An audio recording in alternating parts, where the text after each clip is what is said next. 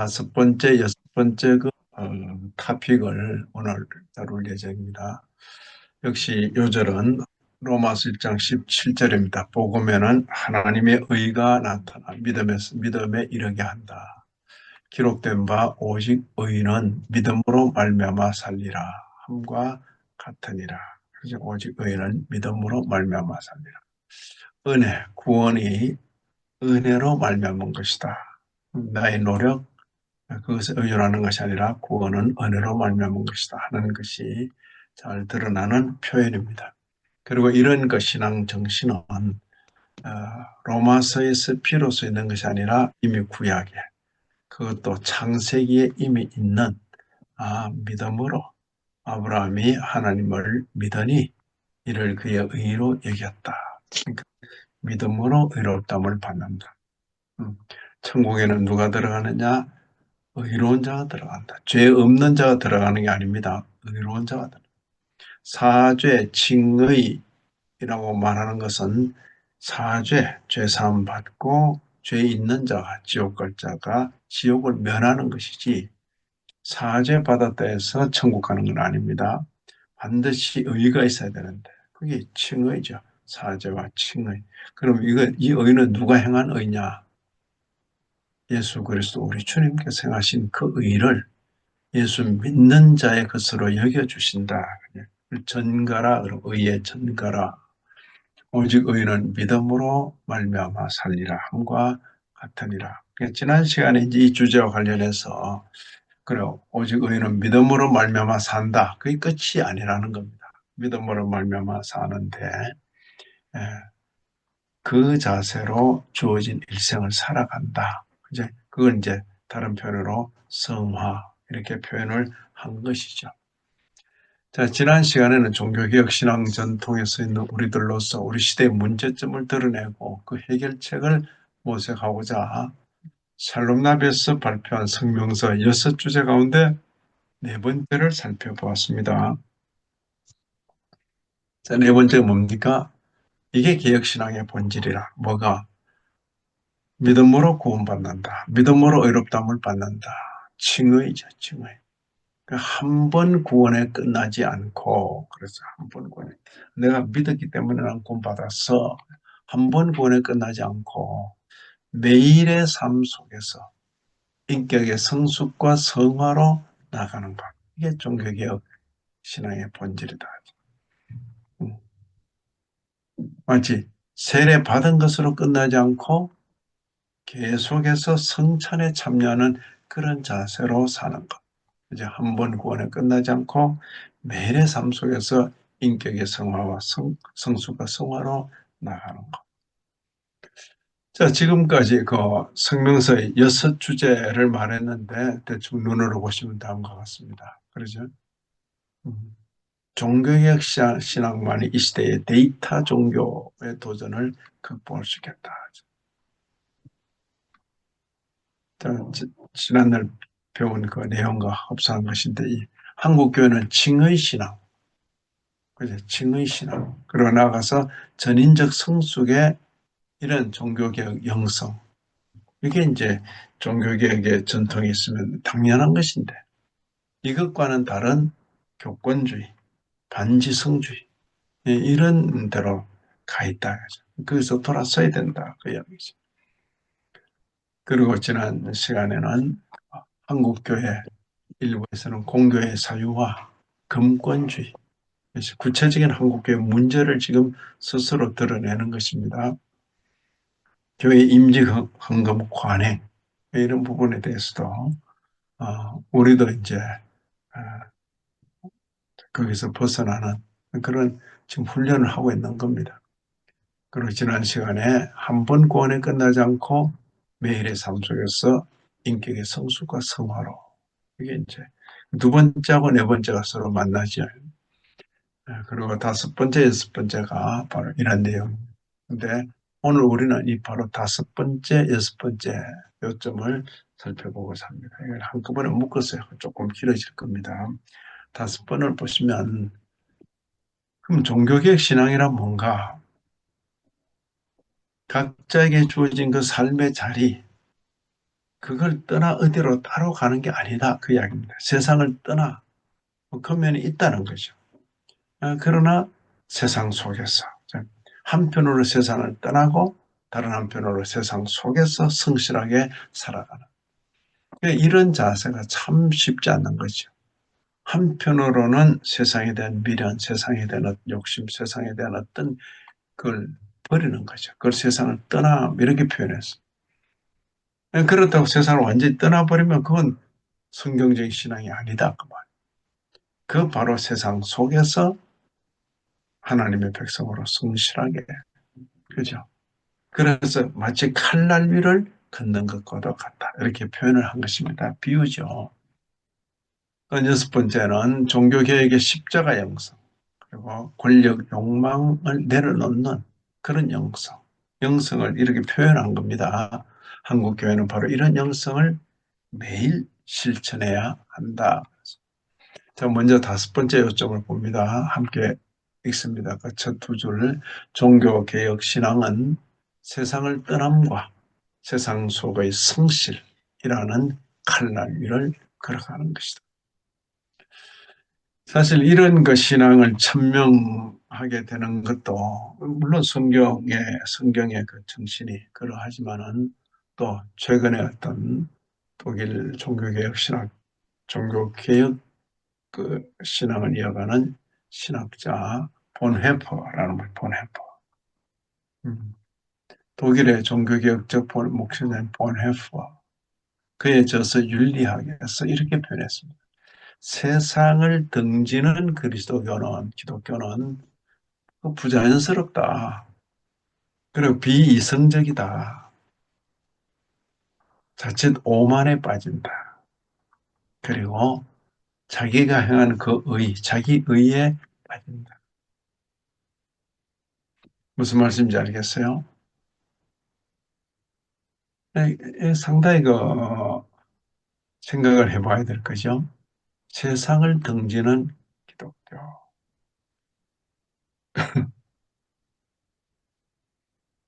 어쩌면 우리가 지내온 그런 배경에도 이런 요소가 다분히 있는 거죠. 있는 것입니다. 이게 이제 신학적으로 좀 미숙한 상태에서 성경을 많이 읽고 또 나름 깊이 생각하다 보면 또 그럴 수가 있는 것입니다. 그런데 이게 진리의 세계는 굉장히 개방적입니다. 아, 빛은 뭐 덮어놓는다고 뭐 빛이 안 비치는 거 아닙니다. 아무리 어둠으로 감싸놔도 빛이 쓱 들어오면 모든 것이 밝아져 버리는 거죠. 예. 기독교 신앙의 이름으로 세상을 등진다. 근데 그건 결국 자연스럽지 못하다. 그리고 이성적이지 못하다. 합리적이지 못하다 그런 뜻이죠. 그리고는 오만에 빠진다. 자기 의에 빠진다. 곰곰이 생각해 볼 이런 면에 있어서 우리 주변에도 여전히 있는 그런 신앙의 이름으로 있는 공동체.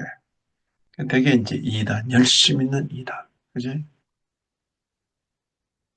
오죽하면 가족과도 단절되게 만들어. 그렇죠? 자기가 속했던 가족들로부터도 떨어져 나오게 만들어. 음. 성경을 그렇게 보는 거죠. 거기에는 또 그 나름대로 또 배경이 있는 것입니다. 천천히 말씀드릴게요. 바로 이 정신을 보네포는 이렇게 표현했습니다. 그리스도인은 세상에 있다는 사실 때문에 이게 속해라고 하는 표현을 썼는데 이게 아마 그런 의미가 아니게 세상에 속한다, 그리스도에게 속한다 이게 아니고 세상 안에 살고 있다 그런 의미입니다. 보내보는 그리스도는 세상 안에 있다는 사실 때문에 그리스도와 분리되지 못한다. 그죠? 왜냐하면 우리 주님께서 너희는 세상의 빛이다. 그렇게 나는 생명을 주러 왔노라. 한편 또 그리스도에게 속해 있다는 사실 때문에 세상과 분리될 수 없다. 이거 참 곰곰이 새겨볼 만한 그런 말씀을 남기신 겁니다. 그리스도에게 속해 있는 소속이 그리스도야. 나는 그리스도에게 속해 있다. 그러면 동시에 전적으로 세상 안에 있어야 한다. 기독교 이름으로 세상과 동떨어져 사는 것은 그건 조금 생각해 봐야 될 것이죠. 종교개혁은 사실 이것을 성취하기 위해서 그리스도에게 속했기 때문에 세상 안에 있는 것. 욕망을 포기하고 내려놓는 초기 기독교 십자가의 영성을 되찾고자 하는 것입니다. 욕망을 포기하고 내려놓는, 그래서 오늘날 교회 안에서 예수 이름을 부르면서 욕망을 취하려고 그러고 욕망을 내려놓지 못하는 이런 잘못된 신앙과는 신앙을 비판하는 그런 면이 있는 것이죠.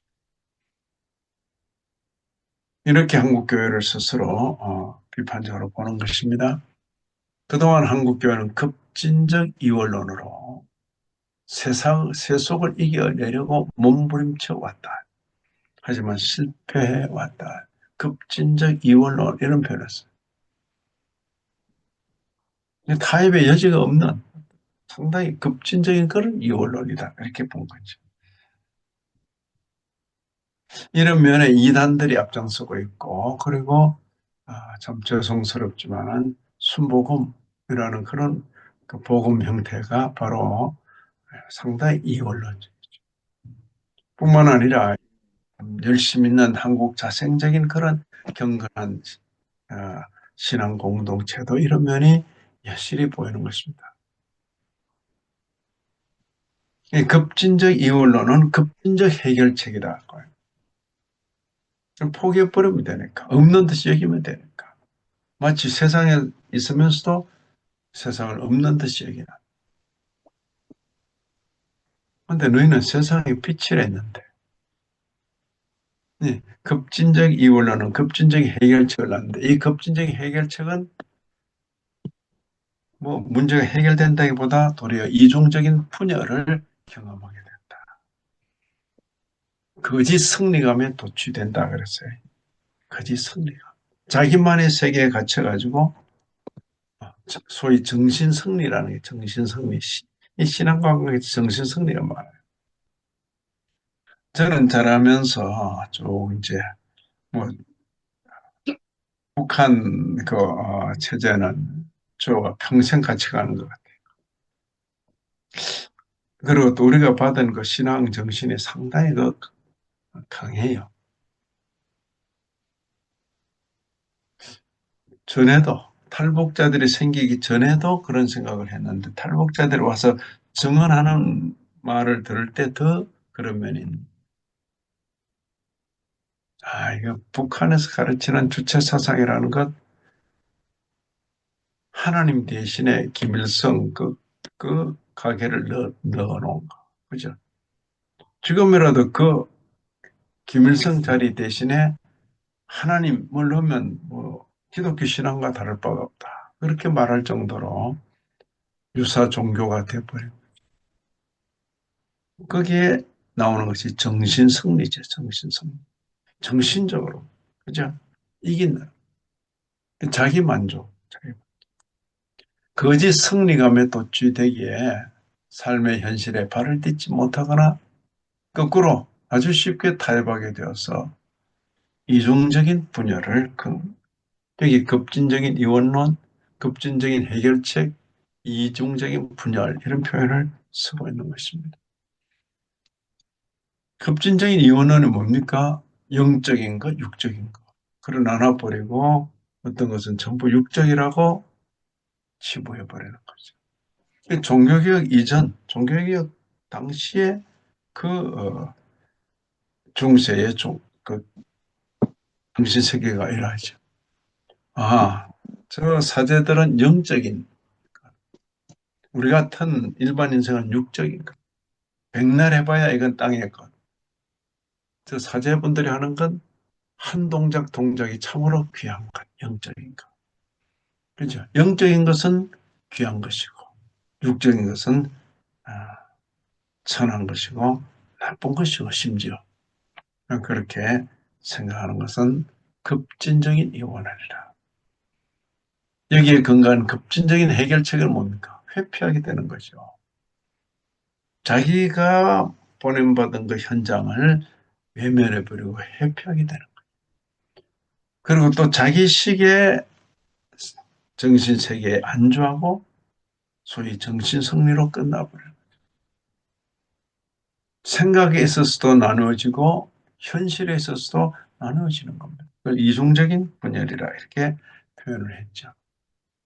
자, 그런 결과 이제 또 시대가 흘러가니까 교인 수는 감소하고 또 사회 문제는 헐거 기독교가 한몫 감당한다. 이게 좋은 의미 아니죠.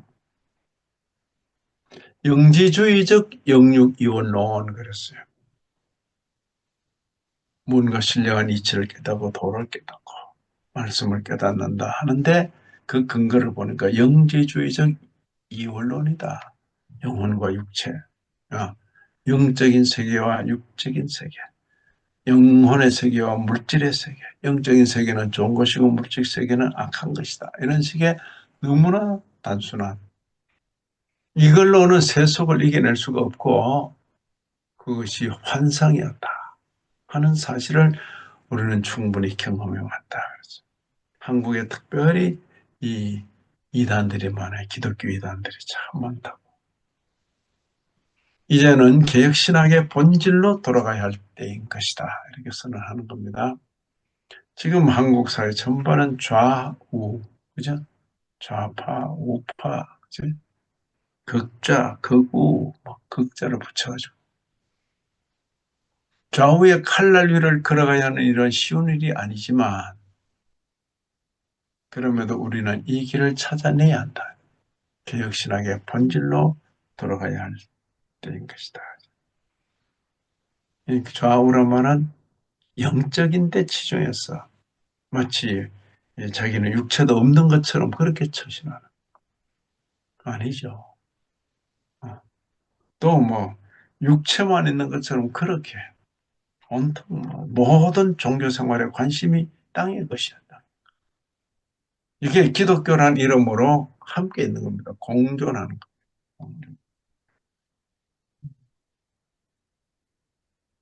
어느 쪽이든 이분들은 그래도 기독교 이단이 아닌 동안은 그래도 나름 하나님을 어, 믿고 예수 그리스도를 믿는다고 그렇게 여겨지는 거죠.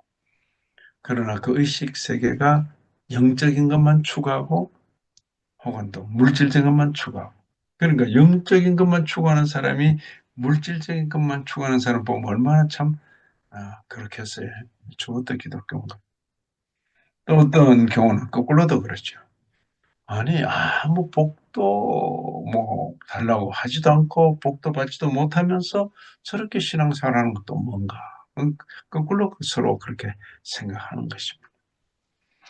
자, 저는 개인적으로 사람에 대한 전인적인 이해가 필요하다. 사람에 대한 전인적인 이해, 전인적. 전체가 하나의 사람이라.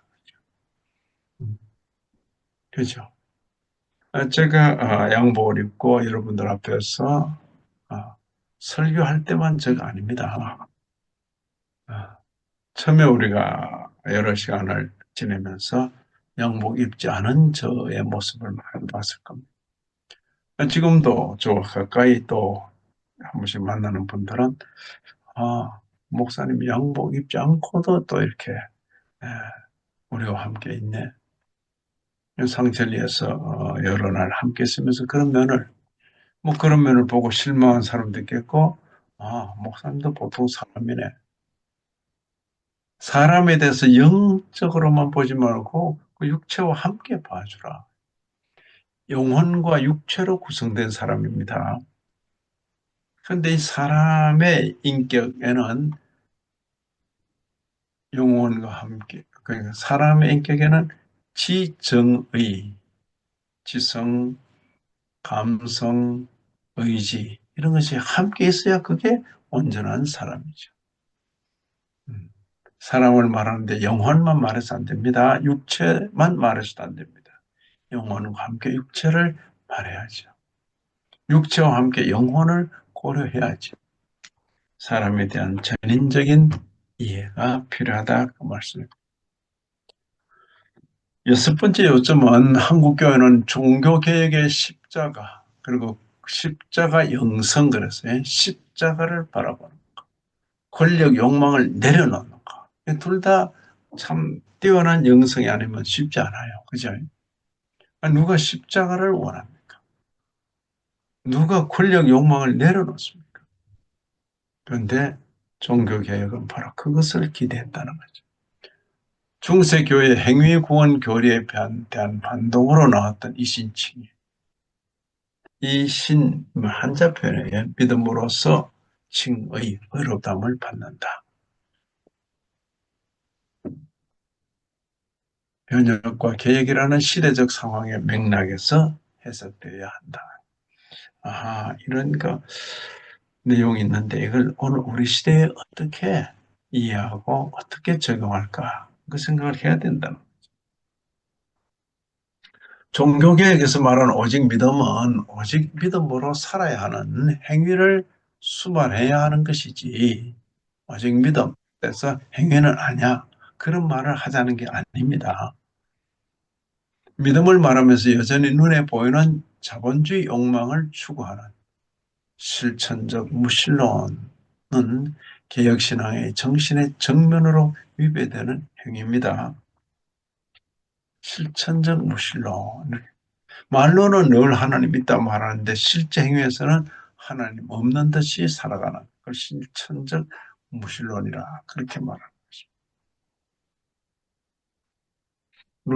마르틴 루터죠. 1517년에 종교개혁의 봉화를 불을 붙였는데 1518년에 하이델베르크에서 열린 공개 토론 그 논제 24에서 이렇게 표현했습니다. 십자가 신약이 없으면 인간은 가장 선한 것을 가장 악한 방식으로 오용한다.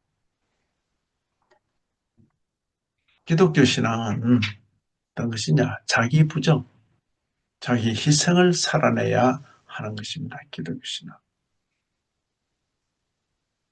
기독교 신앙은 바로 이 자기 부정, 자기 희생, 이 요구에 순종하는 것입니다.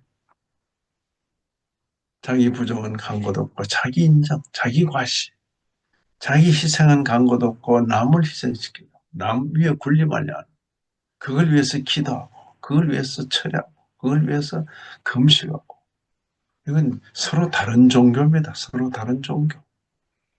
둘 다 예수 이름으로 빌고 둘 다 하나님 이름을 부르는데 내용을 들여다보면 전혀 다른 종교 같은 앞으로 있을 것이다가 아닙니다. 이미 우리 가운데 있는 현실입니다. 주님과 주님의 제자들은 손쉬운 길을 택하지 않았다. 근데 우리도 그 길을 따라가야 하겠다. 이렇게 마무리를 지어가는 겁니다. 자, 성명서의 그 마지막 하나, 둘, 셋, 넷, 다섯, 여섯 하고는 그 마지막에 이제 마무리 맺은 말입니다. 성명서 내의 맺은 말.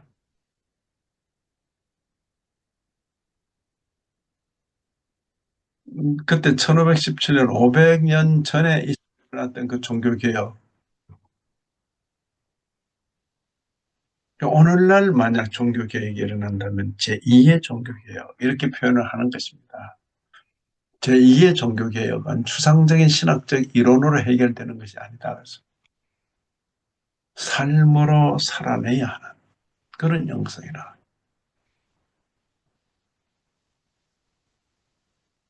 그럼 기독교 신앙 초기에도 이런 정신이 있었던가? 예, 있었다는 겁니다. 초기 공교회 교부들의 내려놓은 혹은 순교적 그런 영성, 그건 우리가 제한된 기록이지만은 기록을 통해서 보는 것입니다. 바로 이것을 다시 찾고자 하는 몸부림이 종교개혁이다. 삶으로 살아내는 것, 내려놓는 것, 순교의 자세로 살아가는 것. 자, 칭의의 구원신앙 이후에 성화의 영성과 인격의 성수, 이건 이제 같이 가야 되는 겁니다. 같이. 어느 시대도 적용되어야 하는 보편적인 기독교 진리인데 이게 제대로 드러나지 못했다 그 이야기죠. 기독교는 이 역설의 길에서 갈등할 수 있지만 그렇다고 그 길을 수정할 수 없다. 자기가 힘들다고 그 길을 바꾸고 다른 걸로 내용 바꾸고 이러면 안 된다. 실패해 왔더라도 다시 일어나서 이 길을 가야만 한다. 이게 기독교인들이 살아야 할 방도다. 그렇게 표현합니다. 그리스도를 닮아가는 이 과정은 지난 참으로 어려운 지극히 어려운 길이다. 이렇게 지금 말하는 것입니다. 삶에서 도망가지 않을 때, 그걸 다른 표현으로 세상으로 성육신 할 때 이런 표현을 썼어요. 삶에서 도망가지 않을 때. 인간으로서 매일 당하는 이 아픔을 통해서 성숙한 인격과 구원이 만들어진다. 아멘. 그죠? 성숙한 인격과 구원이 어떻게? 인간으로서 매일 당하는 그 아픔을 통해서 만들어진다.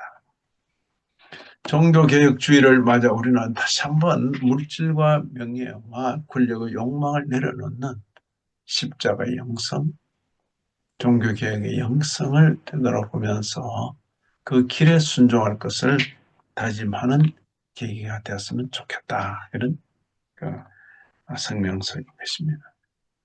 자, 지금까지 우리는 종교개혁 507주년을 맞아서 샬롬나베에서 낸 성명서를 살펴보았습니다. 그 요점은 다음 6가지였습니다.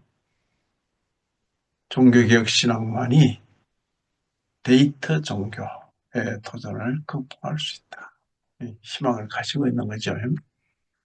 한국교회는 징의 신앙, 그리고 전인적 성숙의 종교개혁의 영성, 이것과는 다른 길을 지금 가고 있다. 어쩌면 그 길을 가보지도 못한 채로 이렇게 교권주의, 반지성주의 이런 관행에 빠져 있다는 거예요.